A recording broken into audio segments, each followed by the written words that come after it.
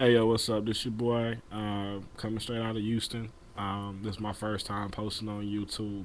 I actually got a channel created, calling it the Bama Nation 2009. Shouts out to Huggy Lowdown from the Tom Joyner Morning Show. This is really his line, Bama's, and I just liked it so much because there's so much in America that we can joke about and that we can have fun about. Recently there was a cartoon posted in the New York Post. Got a lot of reviews, a lot of criticism behind it. And personally, let me just say, as a black man, I'm horribly offended. Um, I didn't have the, I don't want to say the pleasure, but I didn't have to go through being called a baboon or being called a monkey or being called a nigga in a derogatory way growing up. Consider myself very fortunate, but I stand here in the midst. I still understand that I am a black man in America, and that these things are meant not to be um, a joke, but they're meant to degrade and be derogatory towards a certain group of people.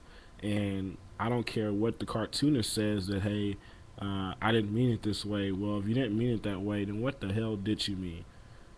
What the hell did you mean? That's like creating a cartoon with a monkey hanging in a tree by a noose and saying, "Oh, I didn't mean it that way." I mean, damn. But on to the subject at hand. The subject at hand is Ron Christie. This is my Bama right here. Ron Christie is a this is what I would consider to be the house nigga. This is Master's good slave. This is the one that was in the house. He went in the field picking the cottons and all this other junk. He was the one that was serving Masters and probably serving Master in some other ways. Uh, for him to sit up here and say that he is not offended, and clearly the white man to his left, David Gersten, because obviously it's like, oh my God, this black man does not feel offended in any way, shape, form, or fashion. That shows me a lot. That shows me that this black man is totally lost. He has no sense of being black. He has no sense of history. He has no sense of a moral compass whatsoever. He is the guy that's going to sit back and he's going to take whatever white America tends to give. He is the uh, minority black Republican. He's that spot that they show at the RNC. He's who the white people are going to turn to when they want to look good for the good black folks. He's the black man that's gonna be on a string and dance and tap dance and anything I can do for you, sir. That's him. And so Ron Christie, I don't know if you listen to YouTube, I don't know if you watch YouTube, but if you do, you, my friend, are just retarded. You are stupid. You have no sense of culture, no sense of history, and you have set African Americans back, or you continue to set African Americans back as long as you remain black. And unfortunately, I know that's something that we cannot change.